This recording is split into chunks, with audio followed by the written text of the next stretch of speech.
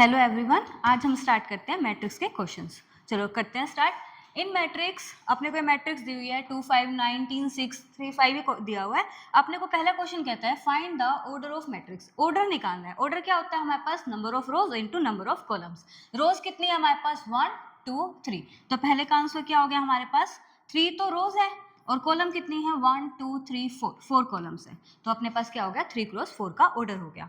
Next कहता है कि हमारे पास नंबर ऑफ एलिमेंट्स कितने हैं। नंबर ऑफ एलिमेंट्स कैसे निकालेंगे? ऑर्डर को सिंपल मल्टीप्लाई कर दो, यानी कि 3 4 12। काउंट करके देख लो, 1 2 3 4 5 6 7 8 9 10 11 12। टोटल 12 है। ऐसे हम कितनी मैट्रिक्स की आप काउंट करते चलेंगे। इससे अच्छा क्या है, हम ऑर्डर को मल्टीप्लाई कर देते हैं, अपने को नंबर ऑफ एलिमेंट्स पता चल जाएगा। डन। थर्ड कहता है कि द एलिमेंट टू A12 पे कौन सा एलिमेंट है? तो 1 2 मतलब first row second column, first row second column, यानी कौन सा एलिमेंट आ गया? 5। यानी कि हमारे पास A12 क्या हो गया हमारे पास? 5।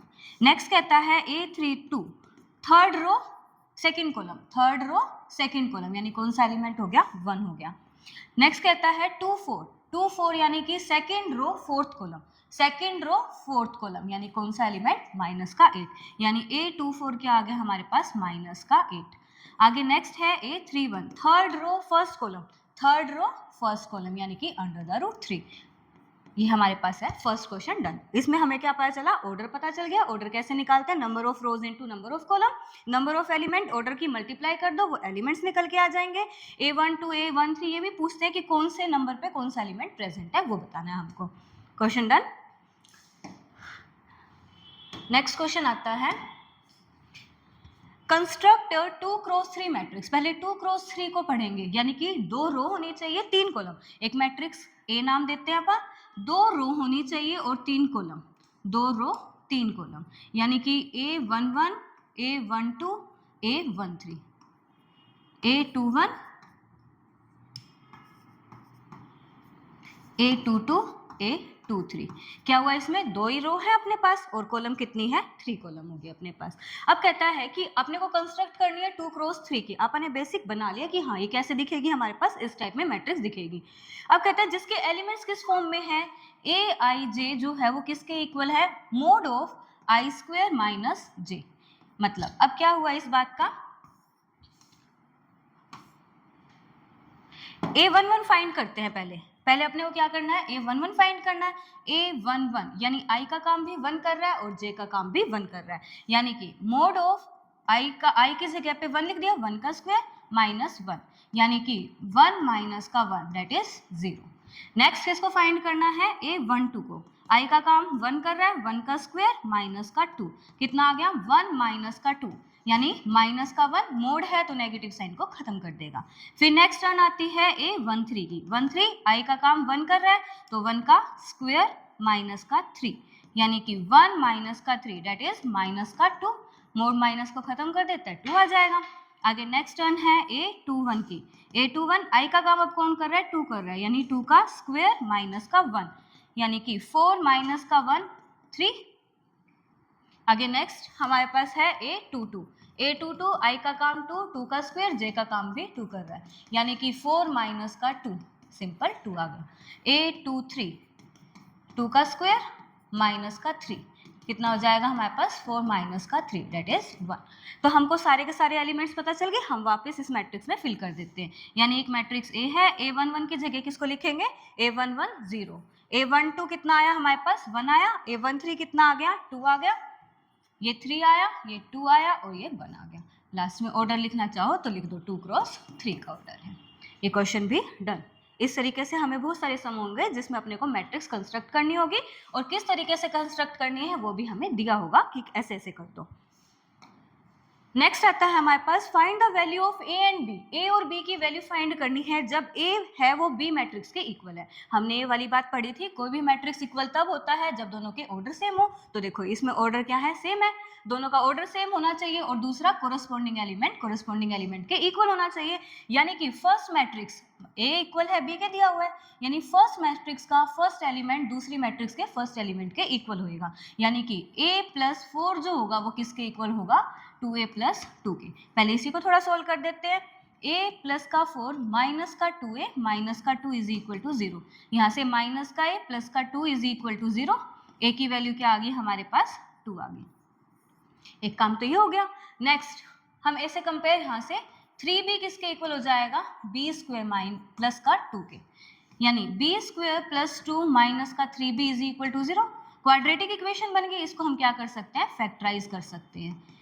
प्लस माइनस करके 3 आना चाहिए, मल्टीप्लाई करके 2 आना चाहिए। कर दें b की स्क्वायर माइनस का 2b माइनस का b प्लस का 2 इज इक्वल टू 0। दोनों को हम ऐड करेंगे तो माइनस का 3 आएगा, मल्टीप्लाई करेंगे प्लस का 2 आ जाएगा। कॉमन क्या है b माइनस का 2 माइनस का 1 b माइनस का 2 इज इक्वल टू 0। b की वैल्यू क्या आ गई हमारे पास 1 और b की वैल्यू 2। b की दो वैल्यूज आई हैं। अभी भी बात बाकी आगे 8 तो 8 के इक्वल है, सही है। अब यहाँ से इसको और कंपेयर कर देते हैं। क्या हो जाएगा हमारे पास b स्क्वायर माइनस का 5b is equal to minus 6, यानी b स्क्वायर माइनस का 5b प्लस का 6 इज इक्वल टू 0।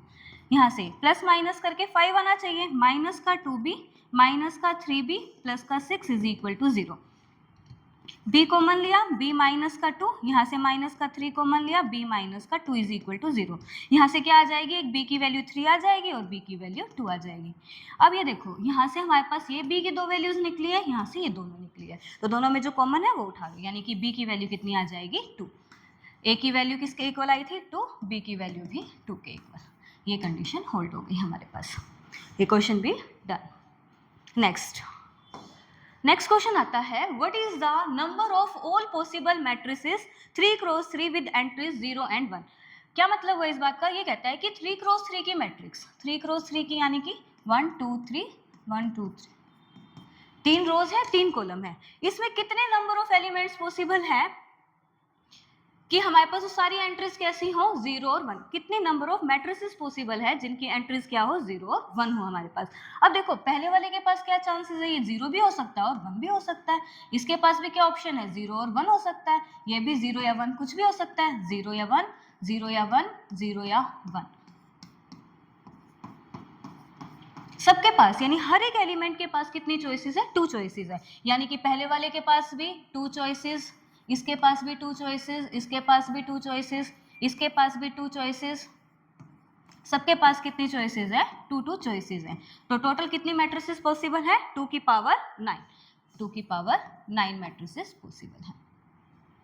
ये हमसे ये पूछ रहा है what is the number of all possible matrix, कितनी मैट्रिसेस पॉसिबल है 3 क्रॉस 3 मैट्रिक्स, 3 क्रॉस 3 ऑर्डर की मैट्रिक्स है, उसमें सभी एंट्रीज कैसी हो सकती है 0 या 1 हो सकती है, 0 या 1 हो सकती है। हर एक एलिमेंट के पास 2 चॉइसेस हैं। टोटल कितने एलिमेंट्स हैं 9 है हमारे पास, तो 2 की पावर 9। ये 2 किस लिए लगा है, क्योंकि 2 एलिमेंट 0 और 1 ही फिल करना है अपने को। मान लो अगर हमारे पास यूँ आ जाए कि 0 1 और 2 फिल करना है, तो हर एक जने के पास कितनी चॉइसेस हो जाएंगी 3 चॉइसेस हो जाएंगी। तो कितना आंसर आता, अगर ये होता तो 3 की पावर 9 आंसर हो जाता।